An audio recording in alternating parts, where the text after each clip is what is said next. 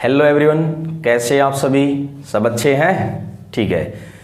तो आज जैसे आपको पता है कि मैंने आपके लिए मैथ और रीजनिंग की क्विज स्टार्ट कर रखी है, जो कि डेली के आपको क्वेश्चन मिलते हैं। टेलीग्राम चैनल पर भी, हमारा टेलीग्राम चैनल का नाम क्या है? बबीता क्लासेस। तो बबीता क्लासेस टेलीग्राम चैनल है, जहाँ पर आपको क्या मिलेंगे?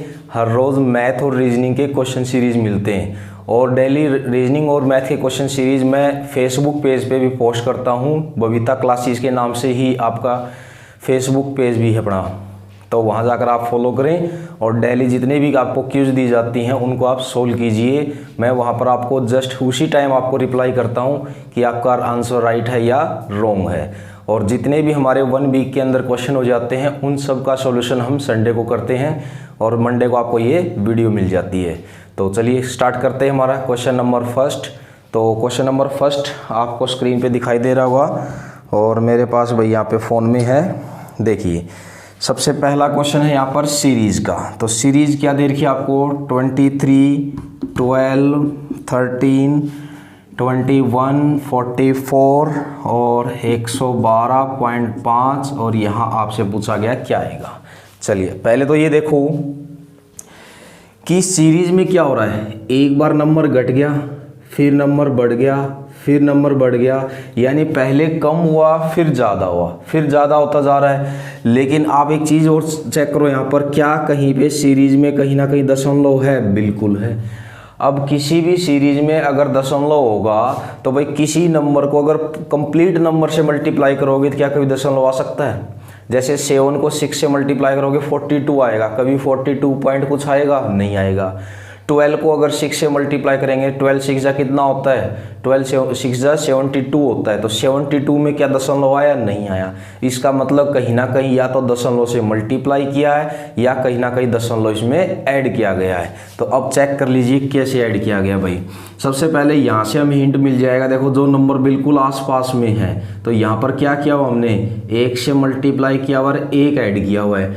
अब यहाँ चेक कर लो भाई, यहाँ चेक करोगे तो ये 0.5 से मल्टीप्लाई और 0.5 ही ऐड कर रखा है, तभी हमारा 12 होता है। तो 0.5 का मतलब है यहाँ पर 23 को जब 0.5 से मल्टीप्लाई करो कितना आ जाएगा? 11.5 आ जाएगा। और 11.5 में 0.5 ऐड करो कितना आ जाएगा? 12 आ जाएगा। फिर आप यहाँ पर देखो क्या बनेगा, यहाँ पर 1.5 से मल्टीप्लाई, 1.5 से मल्टीप्लाई है और 1.5 ही ऐड है। यहाँ आप चेक कर लेना, 2 से मल्टीप्लाई प्लस 2 है। यहाँ पर आप चेक करोगे तो 2.5 से मल्टीप्लाई और 2.5 ही इसमें ऐड है। तो यहाँ हमारा जो आंसर आएगा देखो कितने से आएगा? 3 से मल्टीप्लाई और प्लस में 3 ही आएगा। तो 112.5 को 3 से मल्टीप्लाई करो तो ये जब दशमलव हटाएगी तो नीचे लग जाएगा 0। अब करो भाई इसको, 5 दिए 15, 3 दूनी 6 और 1 7, 3 एकम 3 और 3 एकम 3 और बटे में 10। तो हमारे पास देखो कितना आया?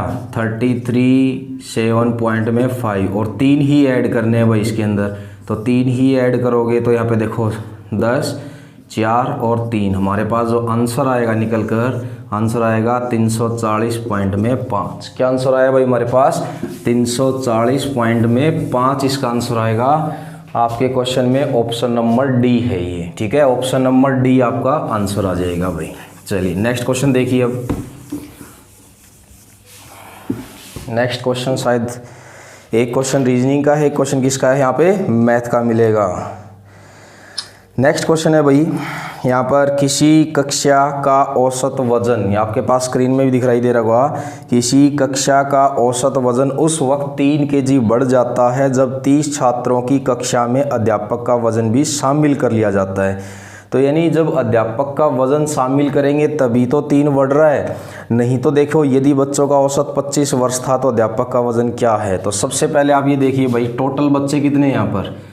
30 बच्चों का औसत, 3 बच्चों का औसत वजन कितना दे रखा है भाई? यहाँ पर औसत वजन दे रखा है 25 kg, 25 kg। तो आप बताओ टोटल वजन कितना हो जाएगा? यानी टोटल वजन क्या होगा? तो टोटल क्या होता है यहाँ पर? जितना एवरेज है, जितना औसत को टोटल से मल्टीप्लाई करेंगे, यानी कुल बच्चों से मल्टीप्लाई करेंगे, क्या आ जाएगा इनका कुल वजन आ जाएगा। तो भाई यहाँ पर क्या होगा 30 इंटू में 25, तो 30 इंटू 25 कितना होता है 750, तो 750 kg आ जाएगा इनका ये टोटल वजन। लेकिन अब आपको क्या बोला है 30 बच्चों की कक्षा में यदि अध्यापक को भी ऐड कर लिया जाए, तो क्या है यहाँ पर अध्यापक को भी ऐड कर लिया जाए, तो आप देखिए जब 30 बच्चों में एक व्यक्ति और ऐड हो जाएगा तो उनकी संख्या कितनी हो जाएगी भाई 31 हो जाएगी, ठीक है। और जो औसत वजन है वो भी क्या कह रहा है 3 प्लस हो जाएगा, तो 3 प्लस हो जाएगा तो 25 में 3 जोड़ दो, 25 और 3 कितने हो गए यहाँ पर 28 हो गए। तो इसका मतलब अब 31 इंसानों का या 31 व्यक्तियों का, क्योंकि 30 तो स्टूडेंट हो गए प्लस एक अध्यापक हो गया, तो 31 का जो औसत वजन है वो कितना है 38 है। अब आप देखो इन दोनों को मल्टीप्लाई करो भाई, तो 31 गुणा में 28, इनका भी टोटल आ जाएगा हमारे पास, इनका भी क्या आ जाएगा टोटल आ जाएगा। तो देखिए 31 गुणा में 28 करेंगे तो 8 एकम 8, 8 3 24, 2 एकम 2, 3 दूनी 6, तो 8 आ जाएगा, 6 आ जाएगा और 8 आ जाएगा। कितना है हमारे पास 868 kg।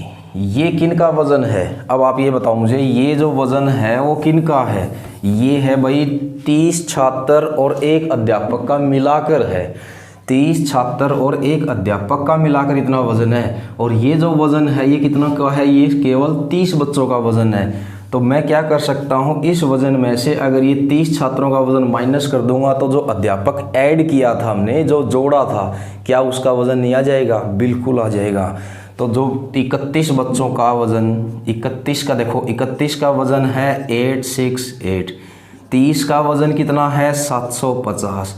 अब आप देखो माइनस करोगे तो यहाँ पर आ जाएगा 31 में 30 गया, एक कौन है वो अध्यापक, अध्यापक को ऐड किया था, अध्यापक का वजन। अब इसमें से माइनस करो भाई, 8 में से 8 गया, 6 में से 1 गया और 1 में से 1 गया, तो हमारे पास देखो कितना आ जाएगा 118 kg।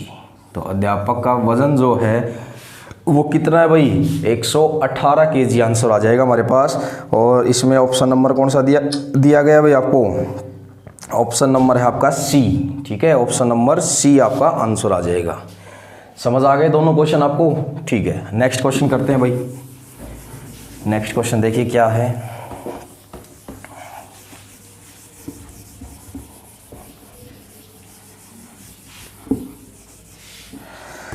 नेक्स्ट क्वेश्चन है एक घड़ी एक सप्ताह में 1 घंटा और 20 मिनट धीरे हो जाती है, तो वह 48 घंटे में कितनी धीरे होगी। तो सबसे पहले तो आप ये बताओ मुझे, एक सप्ताह यानी एक सप्ताह होता है बेटा 7 दिन का, कितने दिन का होता है यहाँ पर, एक सप्ताह होता है 7 डेज का, या तुम्हारा 8 दिन का होता है कि कहीं से एक सप्ताह में 2 संडे बना लेते होगे, ऐसा नहीं है ना, ठीक है। तो सप्ताह कितने दिन का होता है 7 दिन का। अब ये देखो 7 दिन में कितना धीरे हो रही है भाई, ये 7 दिन में ये धीरे हो रही है 1 घंटा यानी 1 आवर और 20 मिनट, कितने धीरे हो रही है 1 घंटा और 20 मिनट धीरे हो रही है भाई। अब आप देखो इस आवर को हम क्या बना लेंगे, मिनट बना लेंगे, आवर को मिनट बनाएंगे तो 1 घंटे में कितनी मिनट होती हैं 60 मिनट होती हैं, तो ये क्या बनेगा 60 मिनट प्लस में 20 मिनट, इसको ये तो बोल सकते हैं। और जब दोनों को ऐड करेंगे तो 60 और 80 कितना हो जाएगा, 60 और 20 कितना हो जाएगा 20 मिनट, यानी 7 दिन में ये 80 मिनट धीरे होती है भाई। 7 दिन में अगर ये 7 दिन में 80 मिनट धीरे हो रही है तो 1 दिन में कितनी धीरे होगी, 1 दिन में होगी 80/7, 80/7। अब आपसे पूछा क्या है 48 आवर पूछा है भाई, 48 आवर पूछा है, तो अब आप बताओ 48 आवर में कितने दिन बनते हैं, 24 घंटे का 1 दिन बनता है, 48 घंटे का कितने दिन बनते हैं 2 दिन बनते हैं। ये जो वैल्यू आई वो हमारे पास किसकी आई 1 दिन की वैल्यू, और अगर 2 दिन की वैल्यू निकालनी है तो 2 से मल्टीप्लाई कर दो। अब 2 से मल्टीप्लाई करेंगे तो देखो कितना बन जाएगा 160/7, कितना बन जाएगा 160/7। जब इसको हम कन्वर्ट करेंगे, इसमें 7 से डिवाइड करेंगे तो 7 दूनी 14, रिमाइंडर कितना बचेगा 2, 0 उतरेगा ऊपर से, 7 दूनी फिर से 14, फिर कितना बचेगा रिमाइंडर 6, और 6 जाएगा नहीं 7 से, तो 6/7 मिनट। तो हमारे पास जो आंसर आएगा वो क्या आएगा हमारे पास 22 सही 6/7 मिनट धीरे हो जाएगी। कितनी देर में, कितनी देर में भाई 48 घंटे में। यानी 7 दिन में तो ये इतनी धीरे होगी और 2 दिन में कितनी धीरे हो जाएगी, ये 22 सही 6/7 मिनट धीरे हो जाएगी भाई। क्लियर है। चलिए नेक्स्ट क्वेश्चन देखिए भाई।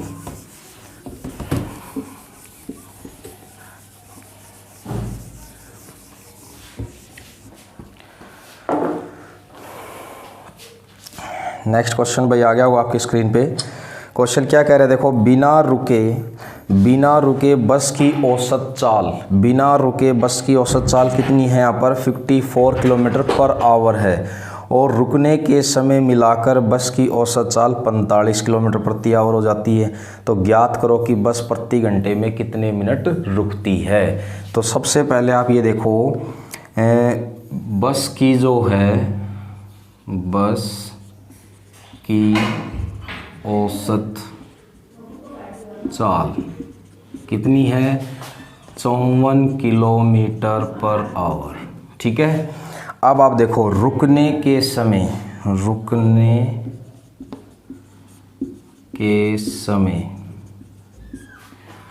बस की औसत चाल, रुकने के समय मिलाकर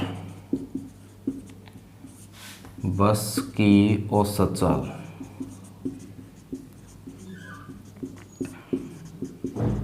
कितनी है भाई यहाँ पर 45 किलोमीटर पर आवर। अब देखो हमें क्या निकालना है, 1 घंटे में वह बस कितनी देर रुकती है। तो उसका क्या फॉर्मूला रहता है भाई, जो हमारे पास ओरिजिनल चाल होती है उसमें से क्या करते हैं, रुकने वाली चाल माइनस करते हैं। तो 54 किलोमीटर माइनस 45 किलोमीटर और डिवाइड में करते हैं ओरिजिनल चाल। तो ओरिजिनल चाल कितनी थी हमारे पास, ओरिजिनल चाल थी हमारे पास 54 किलोमीटर। अब आप देखो निकालना कितनी देर का है भाई, 1 घंटे का निकालना है। तो 1 घंटे में कितनी देर रुकी, तो 1 घंटे में रुकेगी तो कुछ मिनट ही तो रुकेगी। ये तो है नहीं कि 1 घंटे में 1 घंटे ही रुक जाएगी, वो ऐसा तो होगा नहीं। अगर 1 घंटे में एक घंटा ही रुकती तो ये तो 0 किलोमीटर आ जाती रुकने के बाद यहाँ पर। तो इसका मतलब क्या हुआ, 1 घंटे का मतलब है 60 मिनट। तो इसको क्या कर दिया मैंने भाई, 60 मिनट से मल्टीप्लाई कर दिया। अब जो आंसर आएगा हमारे पास, बस के द्वारा 1 घंटे में रुकने की अवधि आ जाएगी अपने पास। अब करो भाई इसको देखो सोल्व। 54 में से 95 जाएंगे तो कितने बच, 45 जाएंगे तो कितने बच जाएंगे आपके 9। तो 9/54 गुणा में आ जाएगा 60। तो 9 1 जा 9, 9 कितने पे जाएगा 6 पे जाएगा, 6 1 जा 6, 6 10 जा कितना 60। तो हमारे पास जो आंसर आएगा कितना आएगा 10 मिनट आएगा। तो बस 1 घंटे में कितनी देर रुकेगी 10 मिनट रुकेगी। अगर आपको कहता कि बस उस रास्ते में 2 बार रुकती है तो इसका मतलब 1 घंटे में 10 मिनट रुकेगी, 2 बार रोकना होता तो अगर 5-5 मिनट रुक जाती तब कितना आ जाता हमारे आंसर 5-5 मिनट का आंसर आ जाता। लेकिन इसने सिर्फ ये पूछा है कि बस 1 घंटे में कितनी देर रुकी। अब वो कितनी देर रुकी भाई 10 मिनट रुकी। क्लियर। तो करना क्या मैं यहाँ पर, जो बस की औसत चाल होती है उसको माइनस करना है किस में से जो बस रुकने के बाद जो बस आती, जो रुकने का जो बाद की औसत है उसको क्या कर दो उसमें से माइनस, बटे में क्या करेंगे ओरिजिनल। तो ओरिजिनल तो ये थी भाई, बस की चाल बिना रुके तो ओरिजिनल यही थी, तो बटे में 54 आ जाएगा। गुणा में 1 घंटे की पूछी है तो 60 से मल्टीप्लाई करोगे, 2 घंटे की पूछी है तो 120 मिनट से मल्टीप्लाई कर दो, 3 घंटे की पूछी है तो 180 से मल्टीप्लाई कर दो। तो इस तरीके से आपको ये क्वेश्चन को सोल्व करना था। चलिए नेक्स्ट क्वेश्चन देखिए।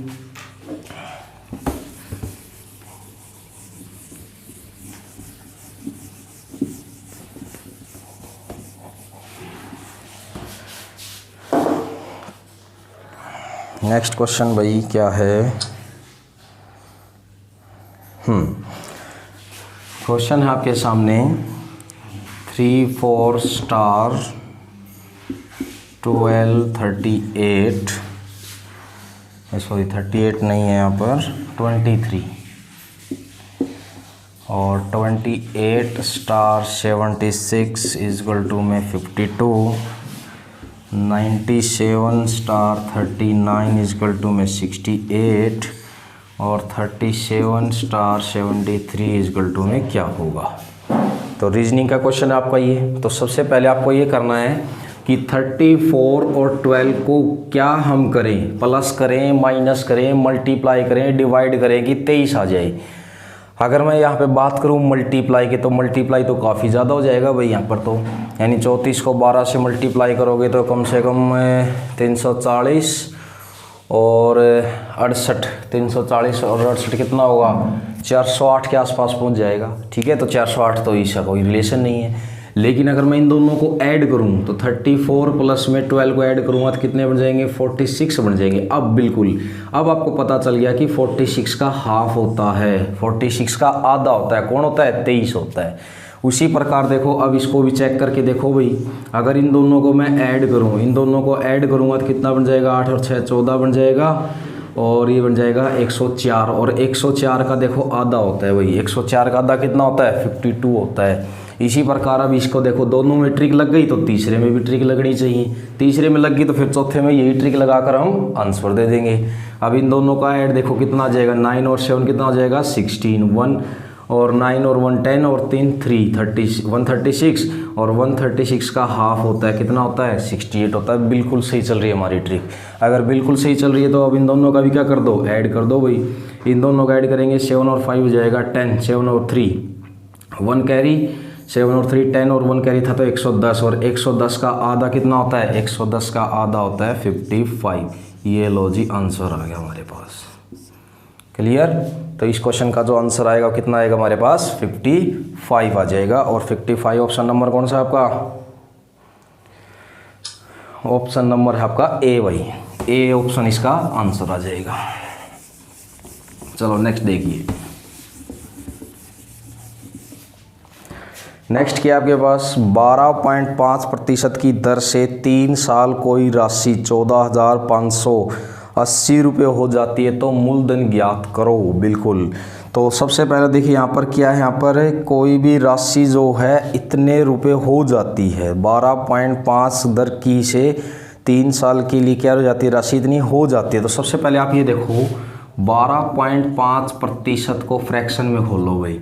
जब आप फ्रैक्शन में खोलोगे तो आप कैसे खोलते हो, कैसे खोलते हो इसको, 12.5 बटे में क्या रह जाएगा, परसेंटेज हटाओगे तो 100 आ जाएगा, और नीचे क्या आ जाएगा भाई, यहाँ पर ये एक जीरो और आ जाएगा, क्योंकि दशमलव हटाओगे तो 1 जीरो आएगा। अब इसको खोलो, 25 की टेबल पे जाएगा, 25 पंजे और 25 40 पे, ये 5 एकम 5 और ये 8, तो इसका मतलब कितना है हमारे पास, 1/8, 1/8। अब आप देखो 8 क्या है इसके अंदर, 8 तो है मूलधन, और एक क्या मिला हमें, एक मिल गया ब्याज। 8 तो बेटा क्या मिलेगा यहाँ पर, ये मूलधन, और 1 रुपया क्या है यहाँ पर, ये ब्याज। अगर 8 मूलधन है, 1 ब्याज है, तो टोटल रकम कितनी होगी भाई, 8 रुपये के कितने मिलेंगे अपने को, 9 रुपये मिलेंगे। 8 के कितने मिलेंगे हमें, 9 रुपये मिलेंगे, क्योंकि मूलधन में ब्याज जोड़ोगे तभी तो हमारे पास अमाउंट हो जाएगी, तभी तो हमारे पास कुल रुपए मिलेंगे। तो मूलधन में ब्याज जोड़ दिया, 8 में 1 जोड़ोगे कितना बन जाएगा, 9 बन जाएगा। तो 8 तो मूलधन हो गया और 9 क्या हो गया हमारे पास, अमाउंट होगी ब्याज जोड़ने के बाद। आप देखो इस क्वेश्चन को करना कैसे है भाई, यहाँ पर 3 साल के बाद का बोला है, 3 साल बाद बोला है, तो आपको सिंपल सा तरीका है, इसका भी 8 की पावर 3 कर दो और इसकी भी 9 की पावर 3 कर दो। ठीक है, 3 साल के लिए बोला है तो पावर 3 कर देनी यहाँ पर। अब आप देखो यहाँ पर क्या है कि 3 साल बाद कोई राशि इतनी हो जाती है, यानी आप देखो भाई इसका क्यूब कितना होता है, 729 होता है, 8 का क्यूब कितना होता है, 512 हो जाता है। तो 512 तो मूलधन मानना है, और ये क्या माना है हमने, अमाउंट मानी, इतने रुपये हो जाते हैं। तो भाई इतने रुपये हो जाते हैं, तो इसकी वैल्यू देखो, इसकी वैल्यू कितनी दे रखी है, 14,580 दे रखी है। किसकी वैल्यू दे रखी है, ये वैल्यू इसकी दे रखी है भाई। अगर कहता कि ये रुपए इतने हैं तो ये 512 के इक्वल में आ जाते।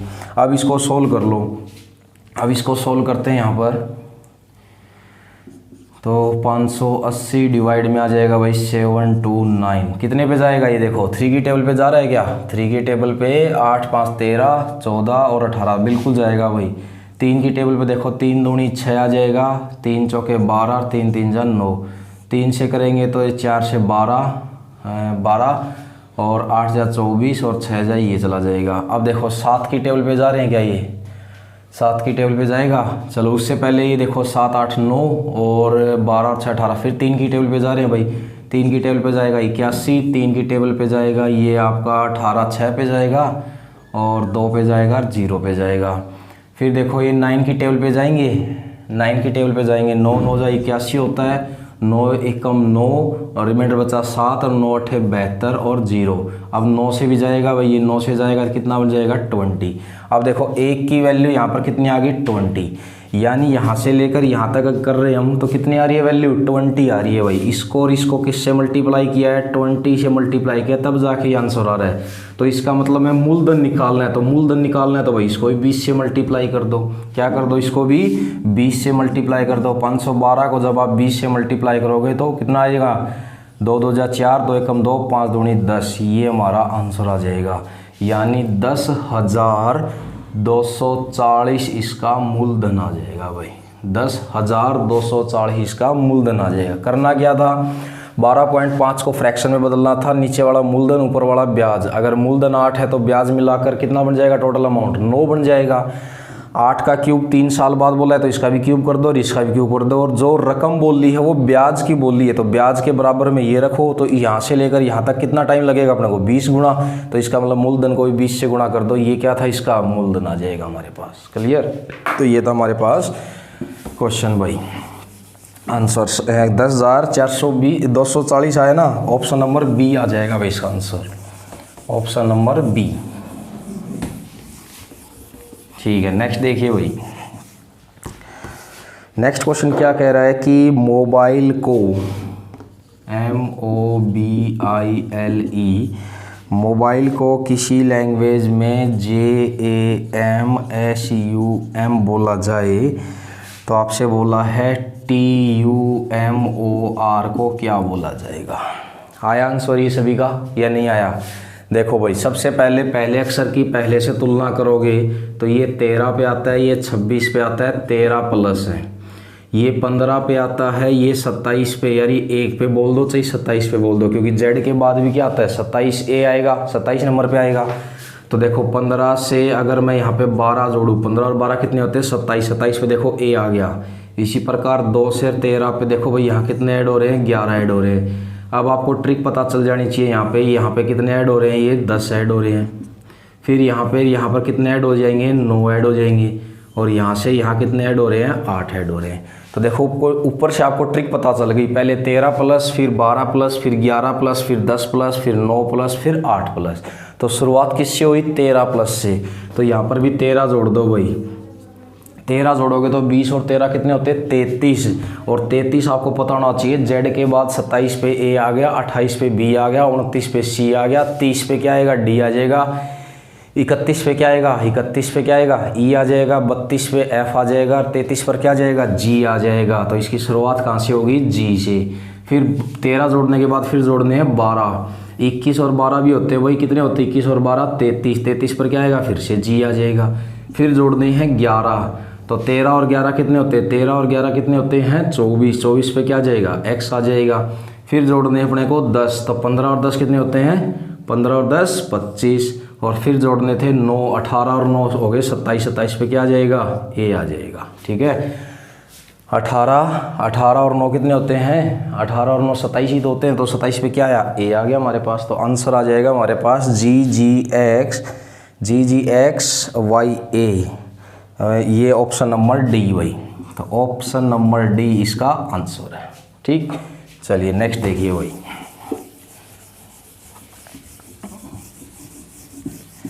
दो तीन क्वेश्चन और रह गए हैं, जल्दी से देखिए। ए और बी एक व्यापार स्टार्ट करते हैं भाई। ये ए है, ये बी है, ये इसने लगाए कितने लगाए 40,000 रुपये लगाए, इसने कितने लगाए 60,000 रुपये लगाए। अब आप देखो यहाँ पर क्या कह रहा है, ए को देख रेख के लिए 5,000 रुपये अधिक दिए जाते हैं और शेष भाग को अपनी पूंजी के रूप में बांट लेते, तो ए को 23,000 रुपये प्राप्त हुए। ए को भाई कितने रुपए प्राप्त हुए 23,000 रुपये प्राप्त हुए। सबसे पहले तो ये देखो जिस अनुपात में बिजनेस में रुपया लगाया जाता है प्रॉफिट भी उसी अनुपात में लिया जाता है। क्लियर, तो यानी जिस रुपए अगर मैंने 5 रुपये लगाए और आपने 10 रुपये लगाए, तो जब प्रॉफिट होगा ना तो मैं वो रेशियो कितना होगा अपने पास 2:1 होगा। तो 2:1 में ही वो प्रॉफिट क्या होता है डिवाइड होता है। तो सबसे पहले इनका रेशियो निकालो भाई। यहाँ पे भी 4 जीरो हैं, यहाँ पर भी 4 जीरो हैं, ये जाएगा 2 पे, ये जाएगा 3 पे। इनका मतलब इनका जो रेशियो है वो कितना है, 2:3 है। और इसी रेशियो में क्या मिलेगा, इनको पैसा भी मिलेगा। अब आप देखो ए को कितने अमाउंट मिली है, ए को मिली है 23,000 रुपये, लेकिन आपको क्वेश्चन में देखो क्या बता रखा है, ए को 5,000 रुपये एक्स्ट्रा मिलते देख रेख के लिए। तो भाई 5,000 रुपये एक्स्ट्रा मिले तो इसका मतलब जो प्रॉफिट आया वो कितना था, 23,000 में से 5,000 तो वो एक्स्ट्रा दिए उसको, तो कितना आया था इनका 18,000। अब आप देखो ए को 18,000 प्रॉफिट वाला मिला, 5,000 तो इसको देख रेख वाले मिले थे, तो प्रॉफिट के लिए कितने मिले इसको, प्रॉफिट में मिले थे इसको 18,000। और 18,000 की वैल्यू देख लो कितनी देर की है यहाँ पर, 2 देर की। इतनी 2 की वैल्यू कितनी हो गई, 18,000 होगी। 2 की वैल्यू कितनी हुई, 18,000। तो भाई 2 की वैल्यू अगर 18,000 है तो 1 की वैल्यू कितनी होगी, देखो मैं यहाँ लिख देता हूँ भाई, यहाँ पे से देखो 2 की वैल्यू हो गई 18,000, 2 की वैल्यू हो गई 18,000, तो 1 की वैल्यू कितनी आएगी, 18,000 गुणा में 2 बटे में 2 सॉरी, तो कितने पे गया 9,000। 1 की वैल्यू कितनी आ गई यहाँ पर, 9,000 आ गई। कितनी आ गई भाई, 1 की वैल्यू 9,000 आ गई। अब देखो टोटल कितना था, 2 और 3 कितना था, 5। प्रॉफिट तो यही मिलेगा ना, 2 और 3 रेशियो में मिलेगा, तो रेशियो का टोटल कितना है, 2 और 3 5। तो 1 की वैल्यू जब 9,000 है, 1 की वैल्यू जब 9,000 है तो इसका मतलब 5 की वैल्यू कितनी होगी, 9 पंजे 45,000। कितनी हो जाएगी भाई, 45,000। और अब आप देखो 5,000 रुपये इसको एक्स्ट्रा मिलते थे, तो 5,000 रुपये भी तो प्रॉफिट में से दिए होंगे एक्स्ट्रा उसको, तो 5,000 क्या हो जाएंगे, ये ऐड हो जाएंगे। तो जो टोटल प्रॉफिट आया है वो कितना आया, वो 50,000 रुपये आया भाई। कितना आया, 50,000 रुपये इसका आंसर आ जाएगा। क्लियर, ठीक है। नेक्स्ट देखिए भाई,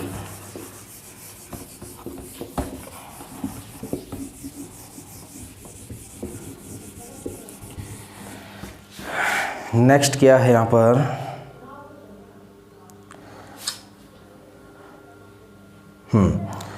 नेक्स्ट क्वेश्चन है भाई, अंग्रेजी वर्णमाला में जे अक्षर के बाएं, देखो ये होती है हमारे पास अंग्रेजी वर्णमाला, ये हो गया जे अक्षर। जे अक्षर के बाएं 7वां अक्षर, भाई जब इसके लेफ्ट में 7 नंबर जाओगे तो आप पहले तो ये बताओ, पीछे जाएंगे तो नंबर क्या होते हैं, माइनस होते हैं, आगे जाएंगे तो नंबर क्या होते हैं, प्लस होते हैं। तो जब 7 नंबर आप पीछे जाओगे तो 10 में से 7 गए तो कितने बच गए, 3। तो यहाँ पर कौन सा अक्षर बना, 3 पे सी बन गया। 7वें अक्षर के दाईं और 13वां, अब इसका दायां किधर है भाई, इसका दायां इस साइड में है, तो जब इधर की तरफ जा रहे हैं तो नंबर तो ऐड ही होंगे ना। देखो पीछे जा रहे हैं तो नंबर माइनस हो रहे हैं, और इधर जाएंगे तो नंबर क्या होंगे, प्लस होंगे। तो 3 और 13 कितने हो जाएंगे, 16। और 16 पर क्या आता है, पी आता है। क्या आता है भाई, 16 नंबर पे पी आता है, यही इसका आंसर हो जाएगा। ऑप्शन नंबर डी इसका आंसर होगा। क्लियर, ठीक है, वेरी गुड। नेक्स्ट देखिए भाई, नेक्स्ट लास्ट क्वेश्चन हमारे पास ये मैथ का, और बहुत अच्छा क्वेश्चन है। देखो ए और बी की आय का अनुपात, आय का अनुपात आपको दे रखा है, कितना दे रखा है, 3:7:4। ठीक है। अब आप देखो यहाँ पर क्या है, खर्च। तो आपको ध्यान रखना है भाई, आय में से अगर मैं खर्च को माइनस करूँगा तो क्या आएगी हमारे पास, बचत आएगी कि नहीं आएगी, क्या आएगी अपने पास, बचत आएगी। तो अब आप देखो आय को अगर मैंने 3x मान लिया, इसको 7x मान लिया, तो इसको कितना मान लिया, 4x मान लिया। अब आप देखिए यहाँ पर जो बचत दे रखी है, बचत का खर्च का रेशियो, खर्च का जो रेशियो दे रखा है उसको क्या मान लूँगा, y मान लूँगा। तो ये 4y हो जाएगा भाई, ये 3y हो जाएगा, और ये कितना हो जाएगा अपने पास, ये हो जाएगा अपने पास कितना, 5y हो जाएगा। ठीक। अब देखो अभी मैंने आपको बताया बचत किसके बराबर होती है, आय में से खर्च क्या कर दो, माइनस। तो बचत जो होगी वो आय में से खर्च को माइनस कर दो, तो 3x - 4y ratio 7x - 3y इनका रेशियो आ गया, और ये कितना जाएगा, 4x माइनस में 5y। क्लियर यहाँ तक। अब आप देखो जो ए अपनी आय का कितना बचाता है, 14.2/5%। आप देख लीजिए भाई यहाँ पर ए अपनी आय का बचत करता है, कितनी करता है, 14.2/7%। तो ये कितना होता है भाई, जब इस प्रतिशत को खोलो कितना आएगा आपका, 1/7। तो इसका मतलब क्या हुआ, नीचे वाली जो है वो तो है इसकी आय, ठीक है। और अब ये देखो बचत जो करता है, यहाँ पे क्या कर रहा है, ये इतनी बचाता है, तो इसका मतलब आय में से इतना ये बचत कर रहा है भाई, इतना क्या कर रहा है, ये बचत कर रहा है। तो अब आप बताओ ये खर्च कितना कर रहा होगा। तो अगर भाई आय में से 7 में से ये बचत माइनस कर दूं, अगर बचत को मैं इधर ले जाऊंगा माइनस में आ जाएगी, खर्च को इधर ले जाऊंगा तो प्लस में आ जाएगी। तो आय में से अगर मैं बचत को माइनस कर दूंगा तो ये क्या आ जाएगा, इसका खर्च आ जाएगा। इसका मतलब खर्च कितना कर रहा है, ये 7 कर रहा है, 6 कर रहा है, सॉरी खर्च कितना कर रहा है, 6 कर रहा है। आय कितनी हो गई भाई, देखो आय कितनी हो गई इसकी, 7 हो गई। और जो खर्च कर रहा है, वो कितनी हो गई आपकी, 6 हो गई। और जो बचत कर रहा है वो बचत कितनी कर रहा है, 1 कर रहा है। खर्च प्लस बचत ही तो बराबर क्या होती है हमारे पास, आय होती है। अब आप देखो यहाँ पर आय बटे में खर्च कितना दे रखा है आपको, 7/6। और आय बटे में खर्च ए का, ये भाई ए है, ये बी है, ये सी है। अब ए का देखो भाई, ए का क्या है यहाँ पर, आय तो है हमारे पास 3x और खर्च है हमारे पास, कितना है खर्च हमारे पास, 4x। खर्च कितना है, 4x। अब आय कितनी निकाली हमने भाई, यहाँ पे 7 निकाली है। और खर्च कितना निकाला है, खर्च हमने 6 निकाला है। तो आय के सामने आय लिख दो और खर्च के सामने खर्च लिख दो। क्या हम यहाँ पर x और y की वैल्यू नहीं निकाल सकते, बिल्कुल निकाल सकते हैं। अब देखो x और y की वैल्यू निकालने के लिए क्या करना पड़ेगा, यहाँ पर सॉरी यहाँ पे y 4y है ना। जब x और y की वैल्यू निकालेंगे तो क्या करेंगे यहाँ पर हम भाई, 3/4 जो मल्टीप्लाई में इधर आकर क्या बन जाएगा, डिवाइड में बन जाएगा। तो x/y, और जब इसको बदलेंगे तो 7/6, और इसको चेंज करेंगे तो ये 4/3 बन जाएगा। तो अब देखो 7 चौके कितना हो जाएगा, 28, और 6 3 कितना हो जाएगा, 18। इनका रेशियो देखो कितना आएगा, ये 14 पे, ये 9 पे। तो इनका रेशियो कितना आया भाई, 14/9। इसका मतलब 14 इसकी आय और 9 क्या है इसका यहाँ पर खर्च है। तो देखो x की वैल्यू आ गई 14 और y की वैल्यू कितनी आ गई हमारे पास, y की वैल्यू आ गई 9। तो x की 14 और y की कितनी है, 9। अब ये वैल्यू देखो भाई यहाँ लिख लो, मैं यहाँ उतार देता हूँ, इसको साफ कर देता हूँ। x की वैल्यू 14 और y की वैल्यू कितनी आ गई, यहाँ पर 9 आ गई। तो x की वैल्यू कितनी है हमारे पास, 14। तो अब यहाँ पर हम क्या कर देंगे, इसको मल्टीप्लाई करेंगे, ठीक है। कितने पे गया था भाई अपना, ठीक है ना यहाँ तक, तो हाँ सही है। तो 14, 3 से x की जगह तो मैं लिख दूंगा यहाँ पे 14, और y की जगह मैं यहाँ पे क्या लिख दूंगा भाई, 9 लिख दूंगा। ये तो हो गया फर्स्ट वाले का रेशियो। दूसरे वाले का देखो यहाँ पर 7 और x की जगह 14, और y की जगह मैं क्या लिख दूंगा, यहाँ पे y की जगह 9 लिख दूंगा मैं। अगला देखो 4x की जगह 14 और y की जगह मैं लिख दूंगा 9 लिख दूंगा यहाँ पर। अब करो भाई इसको सोल्व। 14 को 3 से मल्टीप्लाई करोगे, 4 3 12, 4 3 12, 3 एकम 3 और 1 4, 42। 9 चौके कितना हो जाएगा, 9 चौके 36 इज इक्वल टू में अनुपात में। 14 को 7 से मल्टीप्लाई करो, 7 चौके 28, 2 7 एकम 7 8 और 1 9, 98, और 9 3 27, ठीक है। अगला देखो यहाँ पर 14 को 4 से करेंगे, 4 4 16, 4 एकम 4 और 1 5, -9 पंजे 45। ये आ गया भाई इनका। देखो x और y की वैल्यू जो थी वो हमने इसके अंदर पुट कर दी है। अब दोनों का डिफरेंस देखो आय में से बचत माइनस करोगे, ये सॉरी आय में से खर्च माइनस कर रहे हो, आय में से खर्च माइनस कर रहे हो तो बचत आएगी कि नहीं आएगी। तो इनकी बचत, ये जो आएगा वो बचत का रेशियो आ जाएगा भाई। कितना आएगा देखो, 42 में से 36 माइनस करोगे तो कितना बचेगा, 6 बचेगा। 98 में से 27 माइनस करोगे कितना बचेगा, यहाँ पर देखो 7 में से 2 गया 71, 46 में से 45 गया तो कितना बच जाएगा, 11। देखो ये इनका जो आएगा ना वो क्या आएगा, बचत का रेशियो आ जाएगा। यही हमारा आंसर होगा। तो ये जो रेशियो आएगा किसका आएगा भाई, बचत का। तो आय में से खर्च माइनस कर दी तो हमारे पास क्या आ गई, बचत आ गई। और बचत का रेशियो पूछा था तो 6:71:11 इसका आंसर आ जाएगा। क्लियर भाई यहाँ तक। तो जितने भी मैंने 1 वीक के अंदर आपको टेस्ट सीरीज जो दी है मैथ और रीजनिंग के, उन सभी का मैंने सॉल्यूशन करवा दिया है। अब जो हमारी नेक्स्ट वीक में जो भी क्वेश्चन सीरीज होगी उनका सॉल्यूशन आपको अगले संडे को मिल जाएगा। तो तब तक हमारे साथ बने रहिए। और हाँ, वीडियो अगर अच्छी लगती है तो लाइक और शेयर कर दिया करो, क्योंकि मुझे बार बार कहना अच्छा नहीं लगता भाई। और पिछली वीडियो पे जितना आपने अच्छा रिव्यू आया आपका, इतने अच्छे आपने लाइक और इतना अच्छा इसका वॉचिंग टाइम आपने देखा है, तो उसके लिए थैंक यू। तो बने रहिए हमारे साथ।